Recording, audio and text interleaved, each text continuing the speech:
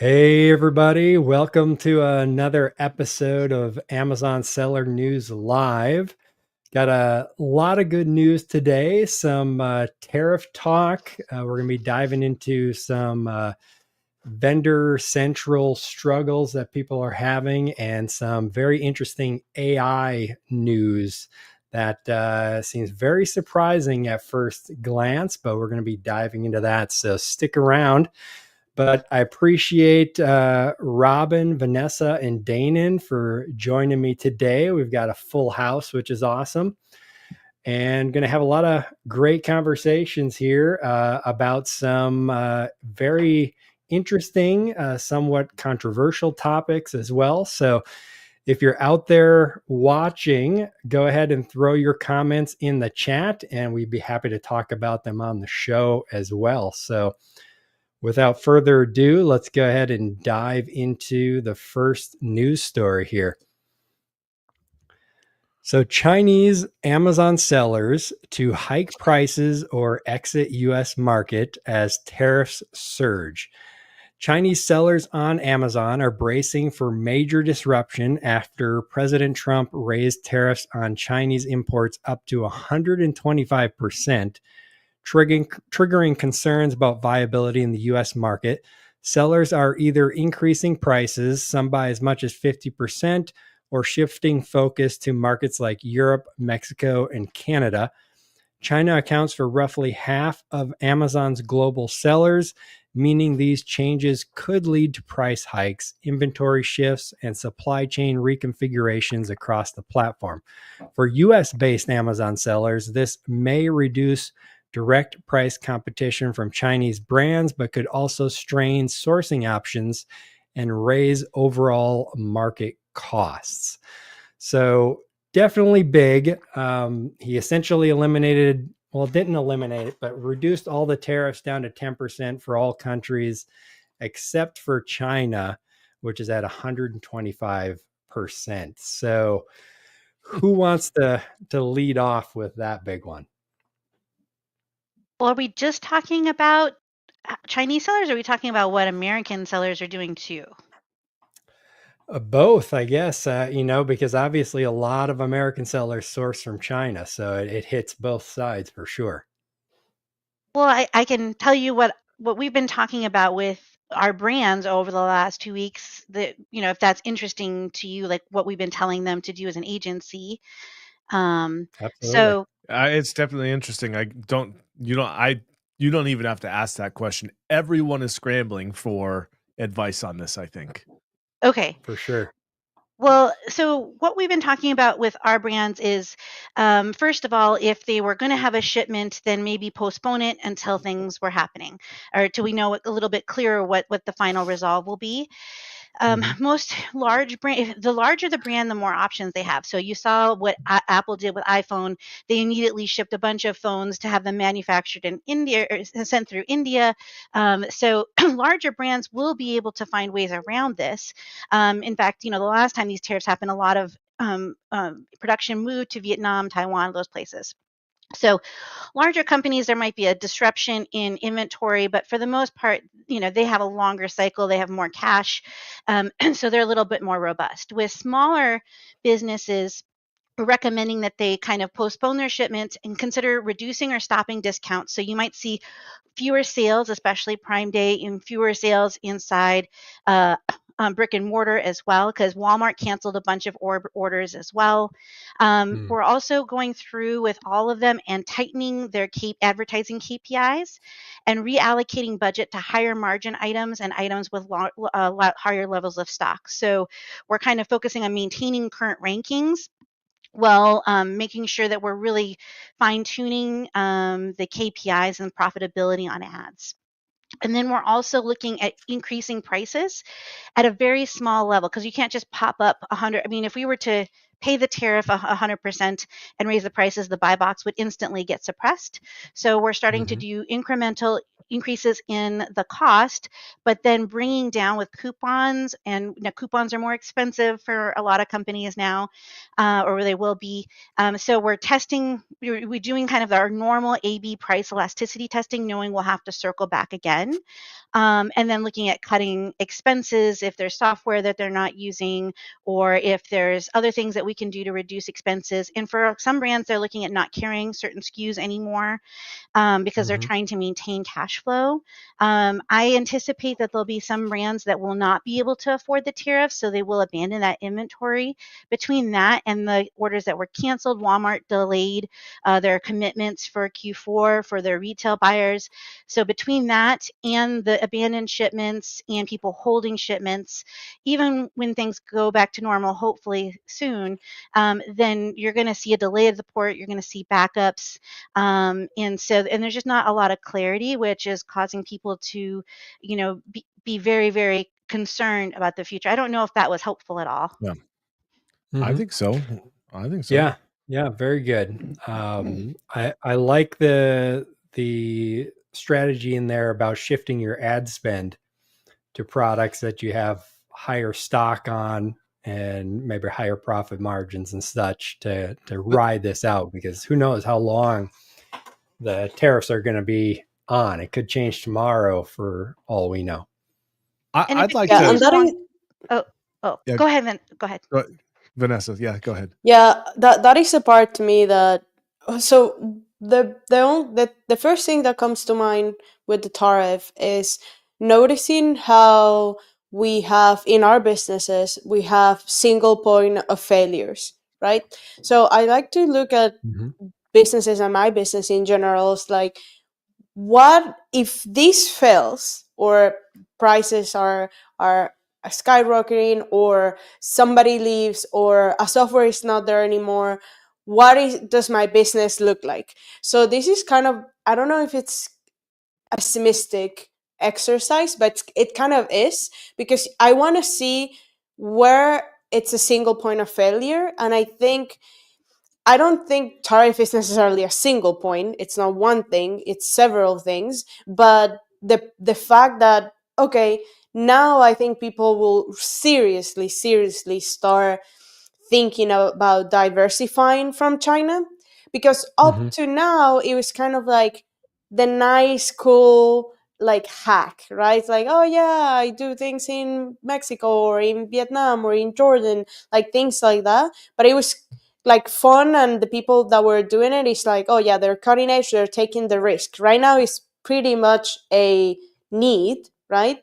And the Right. other part is, I think also this also feels like a game a little bit, because we started a For week sure. where every country had the tariff, and now no country have the tariff, or it has like 10%.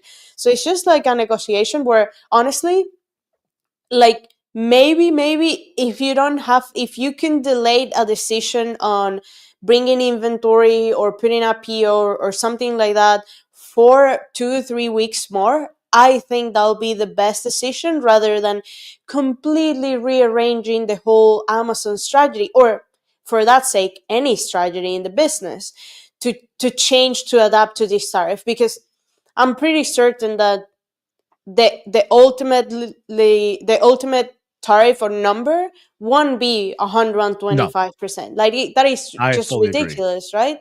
Yeah. Mhm. So yeah, in that sense it's kind of like, and also that I've been, with all of this happening, I've been like deeply thinking about everything, and it's just how trained we are in our industry.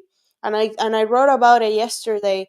We are very um attuned or accustomed to react right away. Amazon changes something, oh my god, we need to react, we need to change, we need to Yeah. move, It's always like an immediate doomsday.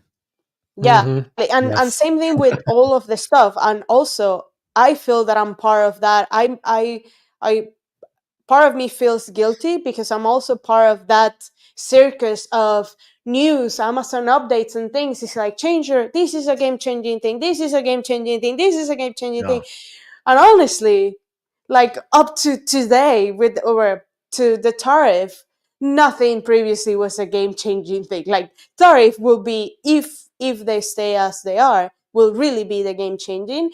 So yeah, I Yeah. like what Robin was saying on, like, okay, thinking, planning, and seeing what that point of failure would lead you if you keep surviving.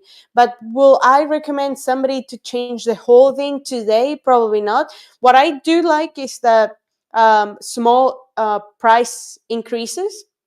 And for that, I think Chad Rubin has a great software for it, like Prophecy.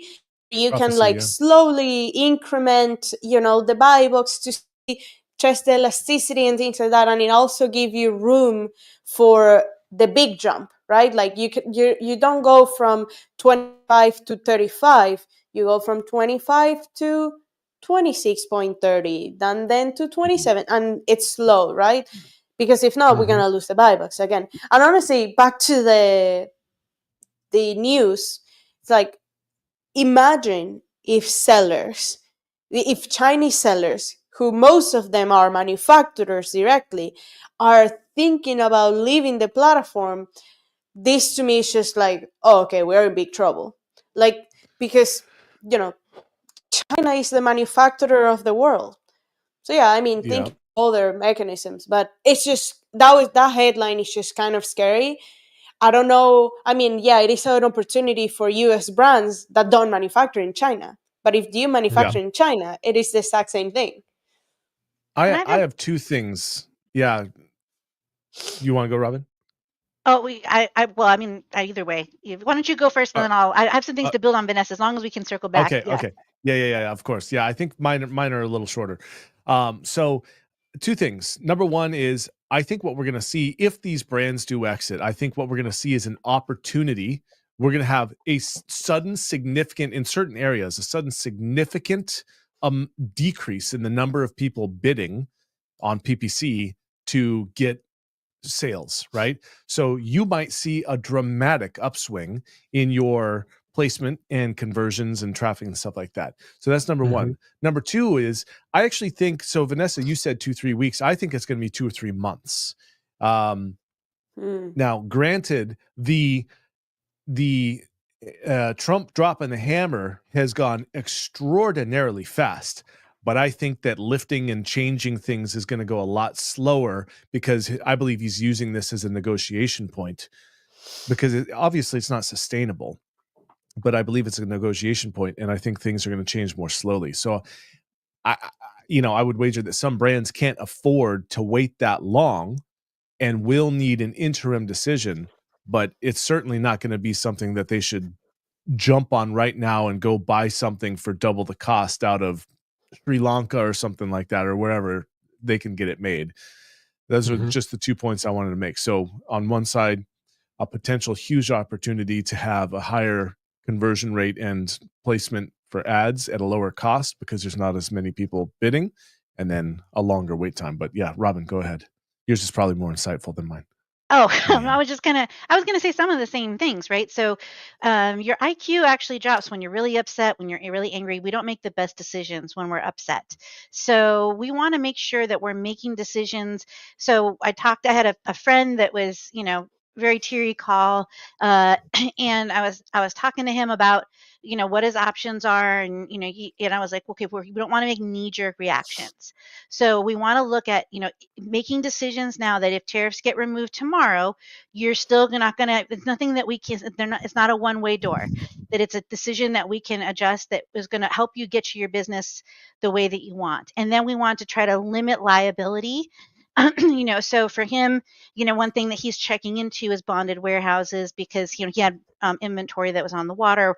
There's still, some unclear. This was, several days ago, and I feel like things have changed so much since then. So there's those kinds of things as well.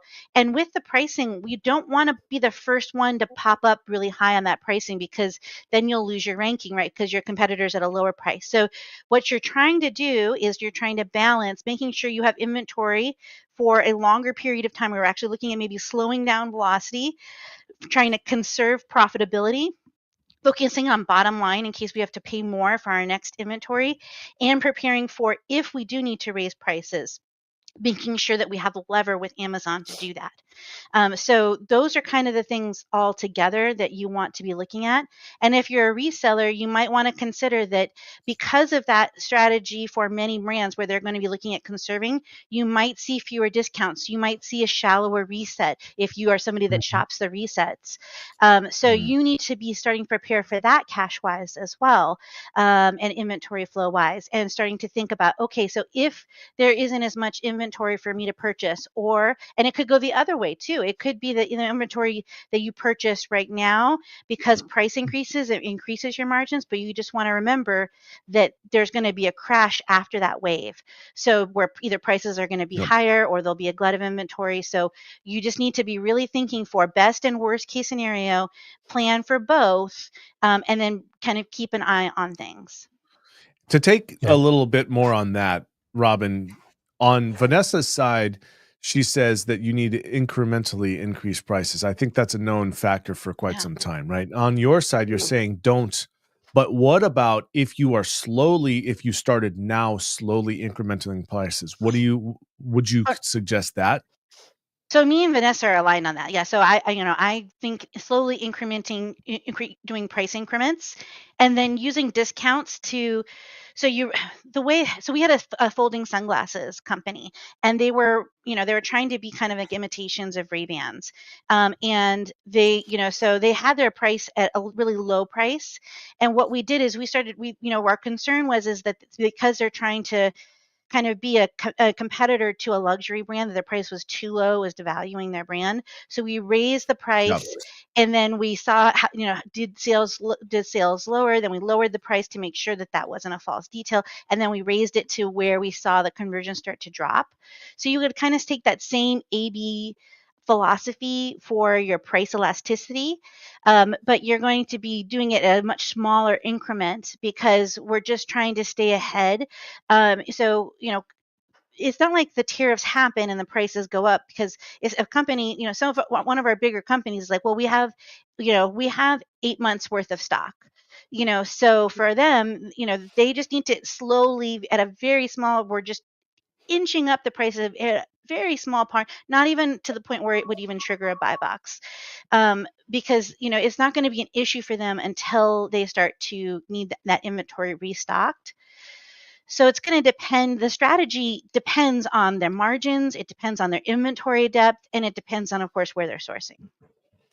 Fair enough. Yeah, it's something we have to keep in mind too with Trump is that he's very much a shock and awe kind of person, and what he does in the beginning rarely is what it looks like in the end, and we've already seen that a lot.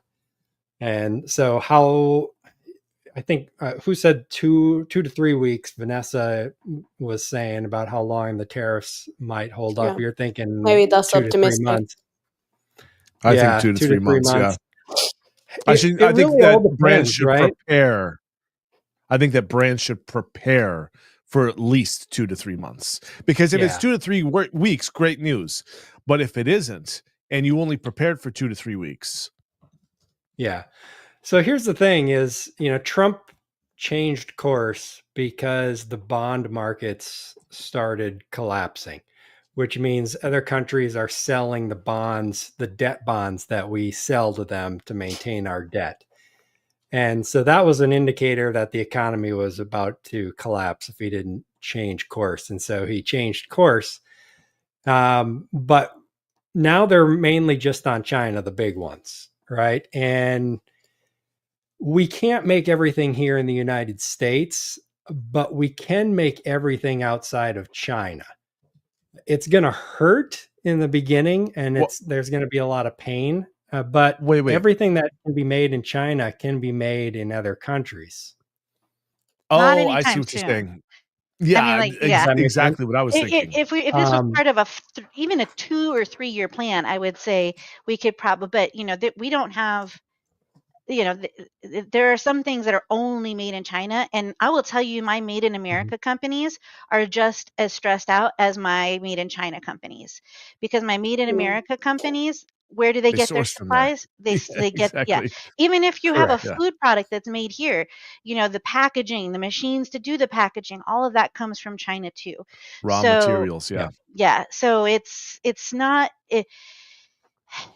yeah. So if it was part of a longer term strategy, I think that is, and I don't love that everything is made in China either, but we have to make sure if it happens 2 to 3 months, this industry will be fundamentally changed forever. Yeah. Yeah. The faces that And we'll that's see at what conferences will they're be completely different. that's what the goal is, right? So my point of that is that Trump could leave on the tariffs on China and not have it collapse the bond market and tank the economy as much as putting the tariffs on the entire world like he did in the beginning. Obviously, there's going to be a lot of companies that have a lot of pain because of that. But what the goal is, I believe, is a reorientation away from China as much as possible, is what the end goal of these tariffs are, especially having them so high on China. And just the fact that they're there, whether it's 2 to 3 weeks or 2 to 3 months, there's going to be a lot of companies that are going to move away from and diversify their supply chain, which I think in the long run is going to be beneficial for Yeah. everyone, but it's going to be a lot of In the short pain term. for a Yeah, while. exactly. Well, Yeah, and that'll be so true for larger businesses. SMBs don't have the money to invest to diversify their supply chain. They were already on the edge. And so you'll see a lot of kids that are not going to get dance classes. A lot of parents are going to be yeah, unemployed because businesses, a lot of people that we would consider friends in this industry will not make it. Yeah. yeah, That it's is going to be painful. So I sell a lot of other people's products, but I do have a one private label product that I sell. And I moved it out of China to Vietnam 4 years ago now, I believe, 3 or 4 years ago. So when I first seen the tariffs on Vietnam, I'm like, what's going on here? You're killing me. Yeah. But I'm very happy I moved it to Vietnam. The customer service with the factory that I have there is by far better than the factory I was dealing with in China. So I'm happy I did that. I tried to move it to South America or India, but there was no suppliers that we could find in South America, and the suppliers in India had extremely bad customer service. So we ended up in Vietnam. But what's going to happen, a lot of my suppliers for products that I resell, they make their products in the United States. And so assuming that they're not getting their materials from China, the opportunity for those brands is going to go through the roof if it does happen that, a lot of these Chinese sellers pull out of the US market or hike their prices quite significantly. But no doubt, but definitely not disputing that there's going to be a lot of pain to go around. Well, and the pause on tariffs for Vietnam are only a 90-day pause. Those could go back on in 90 days. Yes. Well, I'm hoping that the end goal is zero tariffs with a lot of these countries, and Vietnam is one of them that has already talked about it. Japan as well. Europe was in talks as well. So, the 90-day pause, they're going to be negotiating. So I'm hoping we'll start seeing a lot of news here very soon that, this country went to zero, this country zero, this country zero. And if that happens, you're going to see the stock market start going back up, because that's what people are afraid of in the stock market right now is the uncertainty, right? They don't know if the goal is zero tariffs or is the goal to, keep tariffs on and replace the income tax with tariffs. And so depending on which one of those is the outcome, if tariffs is the goal to replace the income tax, that's going to hurt a lot of companies a lot more than if the goal is to get to the zero tariffs in all of these countries, including China, if they're able to negotiate. Doesn't seem like they're super interested in negotiating. They just raised it to 125. So I mean, Xi doesn't have to worry about re-election. So I mean, we'll see. I mean, it really could go anyway. I mean, Yeah. That's why he's Well, doing it. He doesn't need to worry about re-election. he doesn't have to worry about re-election, but the only way he stays in power is if he keeps his citizens happy and relatively wealthy, keep the money flowing. And if Slash subdued. 25% of their income goes bye-bye, that unrest could potentially happen very quickly. So right now it's a lot of posturing. I don't think we should take anything from what's happening right now. I think what China is doing Nothing's set it in was stone. going to happen because they have to try to save face and project strength and power. That's how a dictator, I guess, for lack of a better word, stays in power is through did you just call Trump a projecting dictator? strength. No. No. China. Xi. Well, I mean, doesn't feel so- right, but- Yeah, I mean, we'll have to just wait and see. Right now, there's going to be a lot of political posturing, and what the end result is going to look like, we'll have to see what happens. I think I would lean towards it happening faster rather than slower as well, Vanessa, because I don't think China can play the game very long, and I don't think Trump wants to play the game very long. Yeah, because with that. if the prices start going up and inflation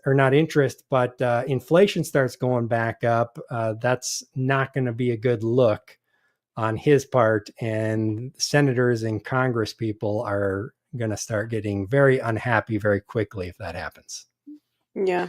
The other thing that I saw was he was tying the tariff situation with the TikTok negotiation. So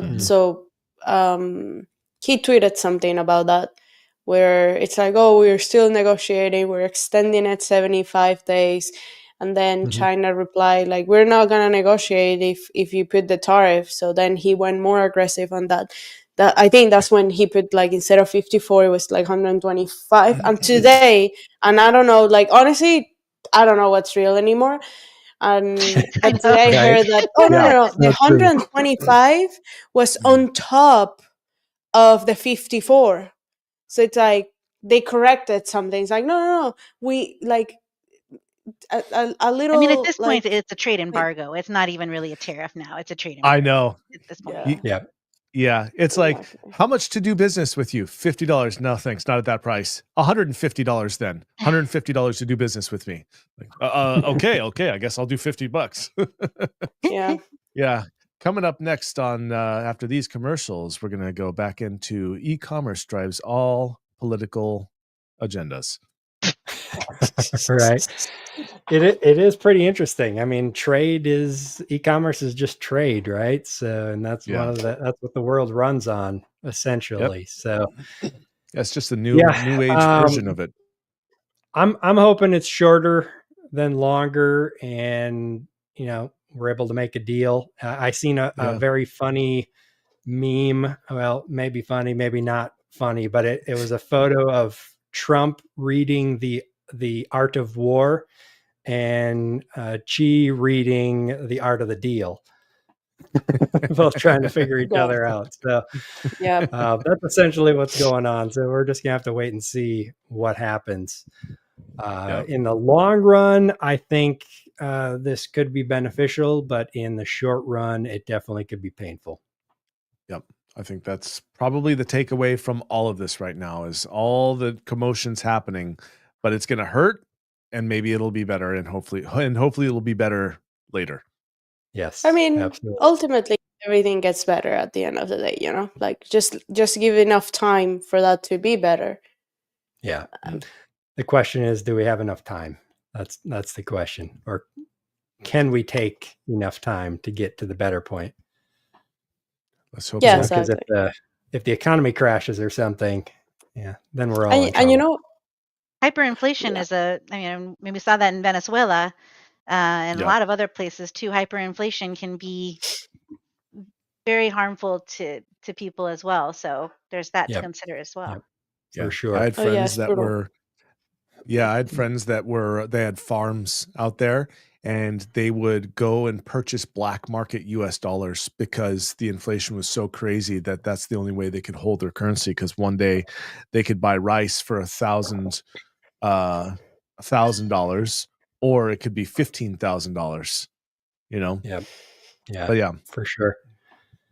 Very crazy. But all right, let's go ahead and move on to the next story here. So, why Amazon vendors are fleeing to 3P or agencies and what you can do about it. So, Scott Needham explains how Amazon vendor managers are often responsible for up to 3,000 accounts. Yes, I read that right. 3,000 accounts, forcing small vendors under 10 million into automated negotiation systems known as the ICE machine.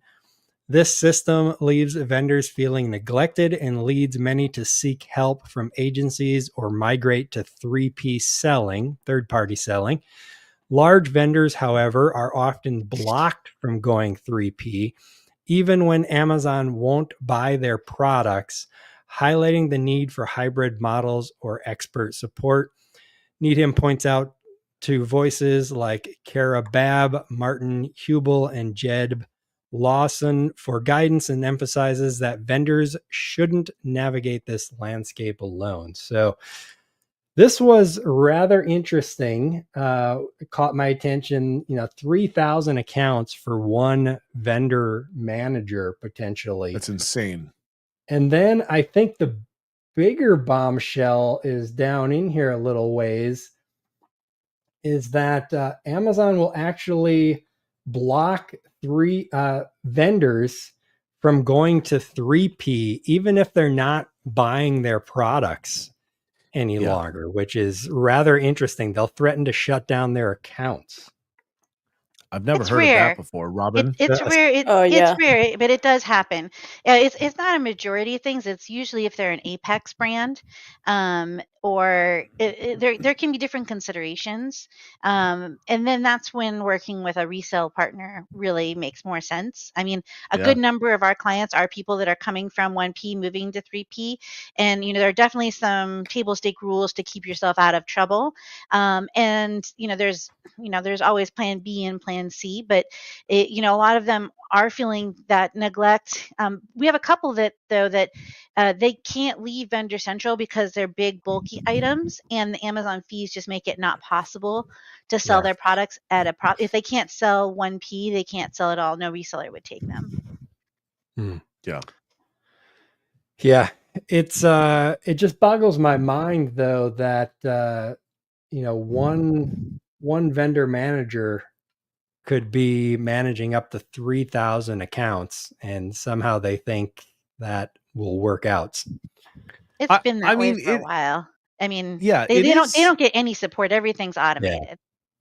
Yeah, I was gonna say it is mind-boggling, but is it really that mind-boggling? We are talking Yeah. about Amazon here. Like, this Yeah. this falls right in line with standard customer service protocol. Yeah. Yeah. Like, Yeah. don't That's bother definitely providing true. it. Like, would it be any better even if there was more vendor central support? Maybe not necessarily if Maybe. seller support is any judge or any Yeah. gauge of that.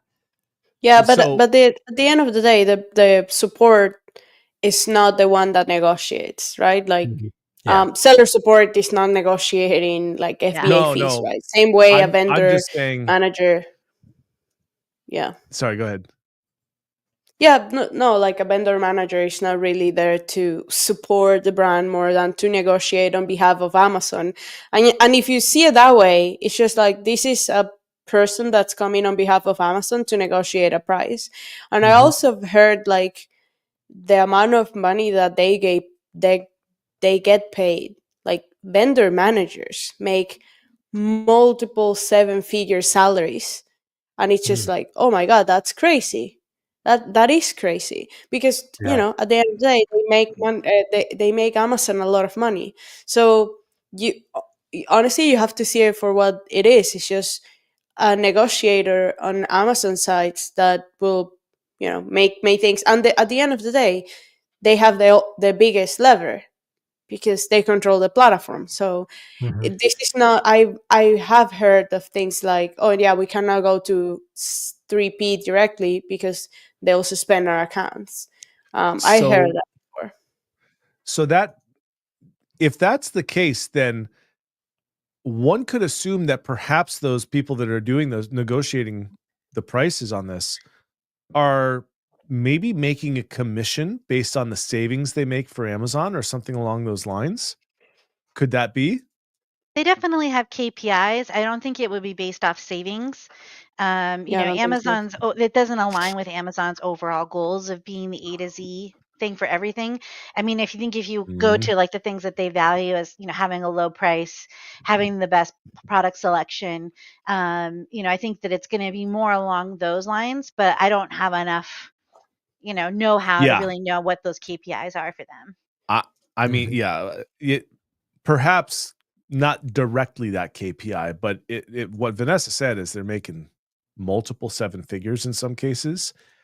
Yeah. At the end of the day, that's a commission-based job. You don't Amazon's not just gonna give you a salary of $1.2 million, you know? Well, So, actually, at they least I do. don't Yeah, they do? This is yeah, a Yeah, they salary? do. I think at that grade Oh, they're all well, I will salary. go I to don't. work at Yeah. Amazon then. Well, that position is I had a friend that worked at Amazon, and they said Amazon, and everybody's experience is different.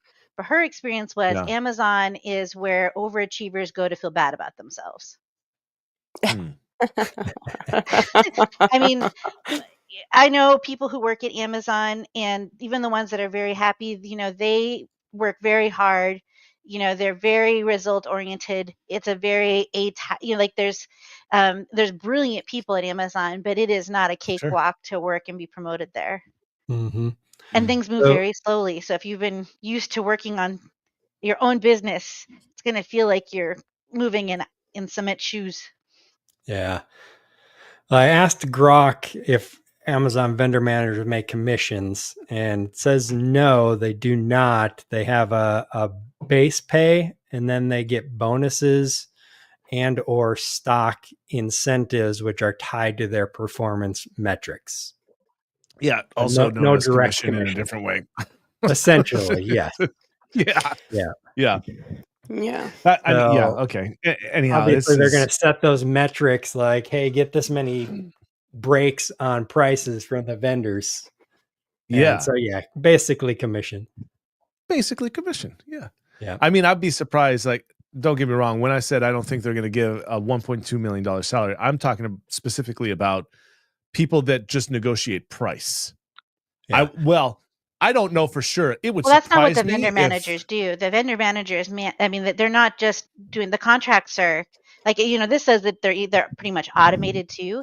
The yeah, contracts are just a small piece of a vendor relationship. Like Born to Run, all of those things are a much bigger piece. Getting new Apex brands in, and there's a lot more to it than just the price. fair Mhm. enough. Yeah. Now, Robin, you said you've worked with brands that got threatened by Amazon to have their accounts shut down if they went to 3P. We've had one or two where they were told that, that it depends on what their original vendor contract was. So we always tell them to check their original vendor contract to go through and see. It has happened. I think I had one, and then I know of a couple of others that have happened. It's pretty rare though.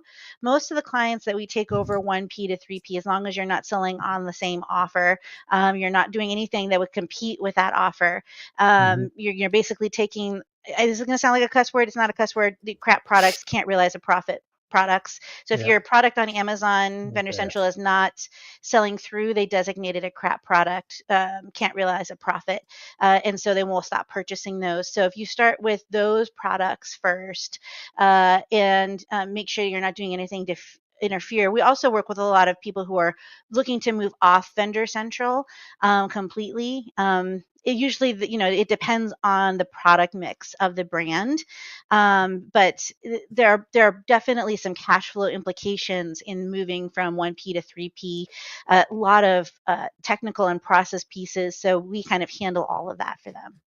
Yeah. Yeah, to me, I mean, the only brands that should be on 1P, to be honest, are the ones that you mentioned, Robin, that have products that are, oversized or just don't work with the fee structure that Amazon has, or if they're really cheap products, again, because they don't really work with the fee structure that Amazon sets up. Like but Amazon everybody Home. else in between, I think it would be so much better to either hire someone internally to run your 3P account, hire someone externally, go with an agency, something like that. You're just going to be better off running them 3P. And it also depends on Yep. your brick and mortar makeup too. If you're in a lot of brick and mortar for a lot of your SKUs, Amazon doesn't share those buy boxes, and you're Mm. not going to have to worry about pricing alert and losing the buy box. And so for those brands, there is an incentive for at least their SKUs that are in brick and mortar to also be on 1P. Oh yeah, because brick and mortar may be a lot cheaper, right? Yeah, so Walmart lowers the price, you get a buy box suppression. We have a Home and Garden one. Lowe's is the worst. They lower prices all the time. Walmart can do the same thing. And then, even with resellers too, if you have a product in brick and mortar and then they sell it on Walmart.com, that gets picked up, and it can be a hassle and a lot of whack-a-mole. So it can be for stability and ease. Sometimes Vendor Central, but Vendor Central is what they know, and they don't have to deal with placements and IPI and Yep. all of those things that we deal with Seller Central. Big time. Yeah, I had a product that we sell. It's a soap, and we were selling it for, I believe, $6.99. But in store it sells for $2.99. Obviously they don't have to pay all the Amazon fees and stuff. There's no way we could sell it for $2.99, but Yeah. Amazon, suppressed the buy box because I believe it was Bass Pro Shops put it up at $2.99 on their website. And there's nothing we could do about it. We just had to sell with a suppressed buy box, and that was it. So Which is kind of a a kiss of product death, like right? that Yeah. may be better to go Vendor Central, but at the same time, the profit you're going to make on something like that is so minuscule, it may not be worth it anyways. So if we're working with a large brand, like we have a large OTC brand that we work with, and they're in a lot of brick and mortar stores. Like you could go to a lot of stores within a mile of you and find this product. And so what we did is we developed Amazon Pizza. only SKUs, not pizza. Okay. But so we developed like an Amazon only SKU. So basically, this medication is at a different size and value, so that they can focus on trying to grow revenue on Amazon without having to worry about buy box suppressions. Cool. Yeah, it's definitely something. If you're selling on Vendor Central, you want to look into these things and see what makes sense. If it makes sense going 3P for your product, look at it. And if not, you've got one of those products that it doesn't make sense, then stick with 1P. But again, in my opinion, 3P is kind of where it's at. But like you said, Robin, it's a lot harder. You have to hire someone either internally or externally to handle it for you if you don't know the Amazon ecosystem. Yeah. And we have a lot of brands that we help them manage their 1P, but then they use resellers for their 3P too. So getting a great reseller like Todd can really make a big difference. Yep.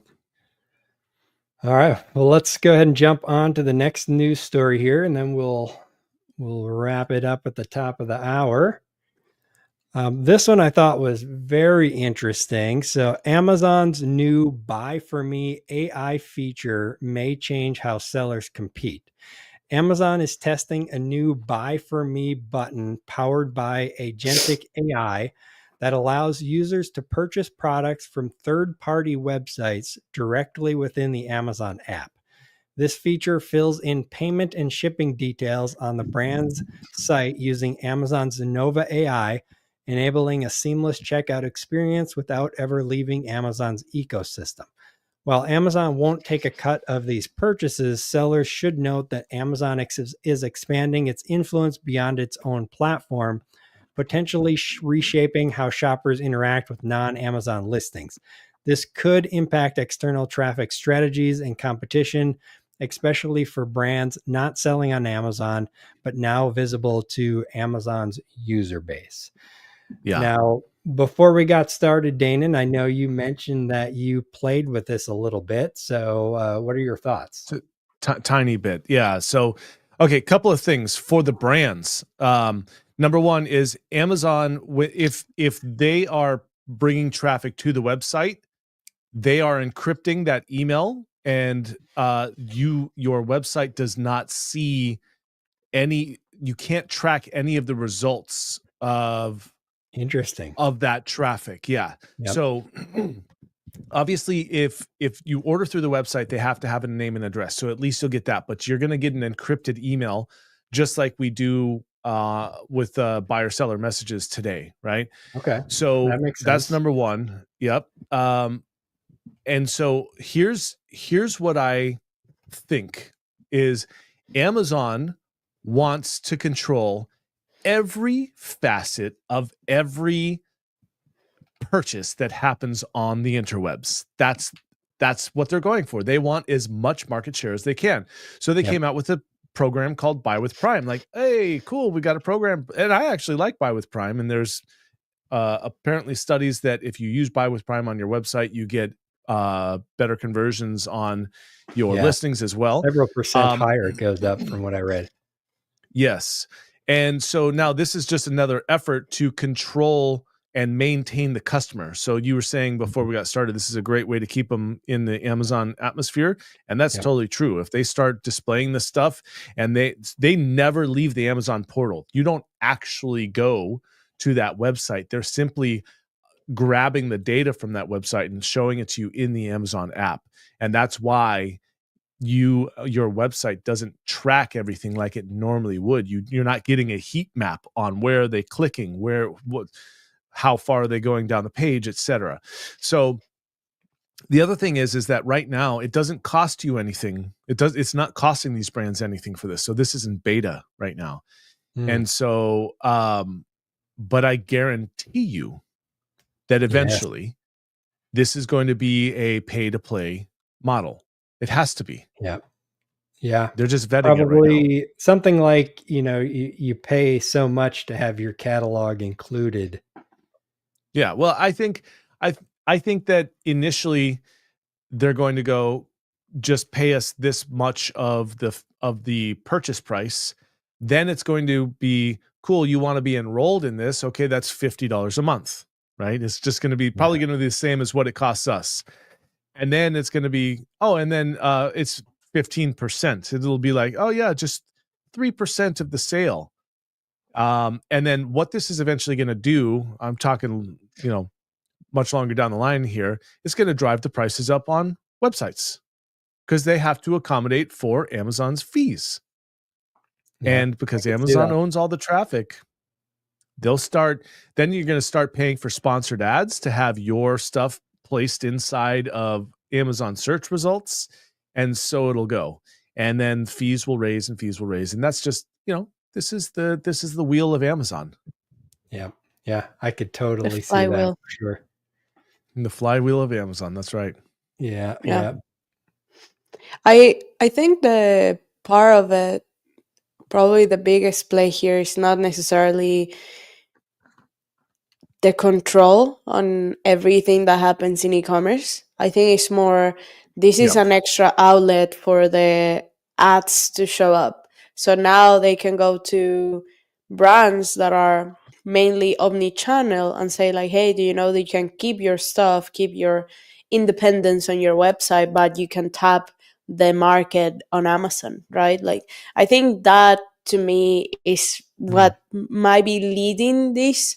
Obviously, the secondary order consequences of that change will be, okay, Amazon will be in more ingrained into the whole, I guess, process of selling and especially discovering products, because at the Right. end of the day, that's what this will help, right? Like, imagine having an agent. And to me, I feel that this is one tiny piece of the big thing that's coming in the future, which is a ultimately personalized assistant that will do a bunch of things for you. Like, I feel that with something like this, I could be, and I don't know how long from today, but or how far it is, but let's say maybe in a year, I will be able to tell my Amazon agent, like, hey, can you buy tickets to see like Maroon 5 in Miami, I don't know, next August, right?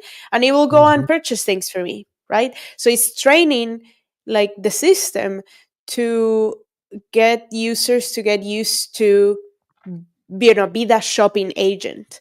And that was one of the predictions that I have for 2025.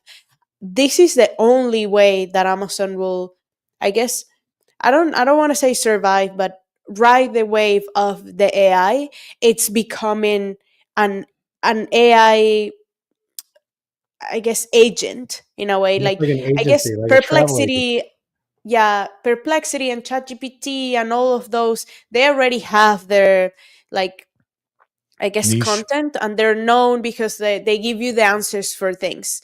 So the space for Amazon in the AI world will be the AI that will shop for you everything. So Yep. now it's brands. Now you can buy shoes and purses and, equipment on all their websites. That's cool. But in the future, it will be, yeah, like Todd, what you said. It's like, hey, buy me a ticket to go to Japan, and then buy me like tickets for concerts, or groceries for me, which I guess that Amazon already kind of does that with Fresh and Whole Foods. But Mhm. that is where I believe this is a tiny piece of what the big agent, I don't know, in a year from now will look like. So we'll have the components that Rufus has for discovery within Amazon. We'll have Buy for Me. It will have other things that we don't know yet, but it's all a whole ecosystem, and eventually they will name it something. It will be just one program. Yeah, definitely. Yeah, I a like lot of that great prediction. insights there for sure. Yeah. I could totally see it. You know how for the longest time, Google kind of became like the gateway to the internet, right? When you Yep. wanted to find Mhm. something, you go to Google. Amazon adding all these things in, and with AI very rapidly replacing search engines for any kind of questions that you have. If Amazon can get Rufus to, answer all your questions, generate graphics, shop for you, do all of this, now Amazon becomes your gateway to everything on the internet, right? Yeah. Todd, are you saying that we're going to start telling people to Amazon it? Yeah. Yeah. Yeah, definitely. I could Well, No, see it for sure. nobody's going to say another Google it. It's going to be Amazon it. Mm-hmm. yeah, another cue to that prediction. I saw it when Alexa 2.0 or got released. Now Alexa can do these things. Yeah. So yeah, Mhm. they are going into that direction, I believe, and ultimately it opens up a massive, massive, massive, massive opportunity for their advertising arm, which is ultimately the way where they make the most amount of money in the marketplace, Yep. right? Yep. I wonder what voice advertising is going to be like. Like, hey, Alexa, I need a bicycle. Oh, cool. Well, this bicycle is blah blah blah blah blah blah, sponsored by blah blah blah. Yeah. Like, oh yeah, that sounds good. I'll do that. Like, awesome. Yeah. Yeah. Voice advertising and stuff like that is going to be difficult. That's going to be one area that's Yeah. going to be hard to do it, unless with products, if you're a sponsored product, you're going to show up higher in the results. But at the same time, with the FCC rules, they have to disclose that it's an advertisement in some way, right? So Right, because it's going to be tough. the same question applies to Rufus. If you're asking Rufus for suggestions on a product and it's a sponsored product, like Yeah. technically Rufus doesn't have to tells disclose you. anything because so does it? It tells you in there if this is a sponsored result. Yeah. Man, I think okay, it has to. so I mean, if- the rules say that you have to specify if it's an ad. yes, but Yep. let's take into account that there's also a non-sponsored listing of Mhm. that product. so then that True. means that the response is based not necessarily on what you're asking for, but based on who's paying for it to talk about your product. Sounds like So it's not a organic. secret lawsuit to me. Yeah. You know, Yeah, one thing no, that's I don't think it works like that. one thing that's interesting, I know you said that a lot of search is happening in AI. I was in SMX Munich, Rand Fishkin, who's lovely and amazing. He did a great keynote about SEO and the changes that have been happening in SEO. And, you know, people are like, oh, well, so many searches are going through ChatGPT. And I just wanted to make sure I had the picture of it, and I do.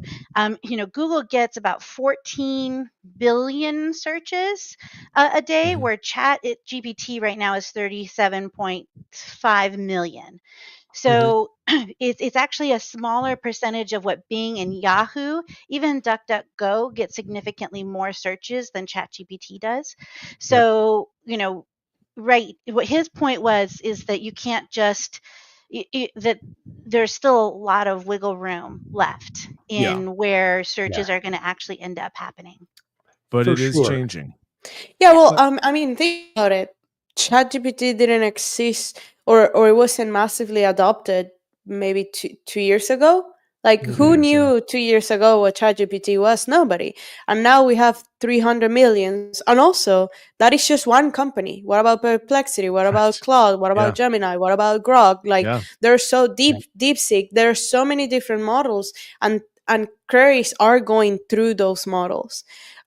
So I believe it is gonna replace it at one point. And you know, this is to me, and I also in this deep thinking process, it's like we are so used to go to the surface level of, is it Google search or is it AI search? And the reality is that those things live together. The same way when we had, you know, like desktop computers and the laptop came out, right? There's people still that have desktop computers and we have laptops.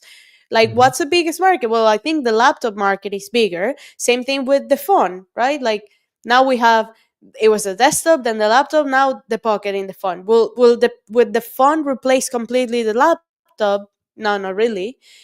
Replace part of it, yes. So you know, those things are like, it will become, I only think it will only become bigger, the AI portion.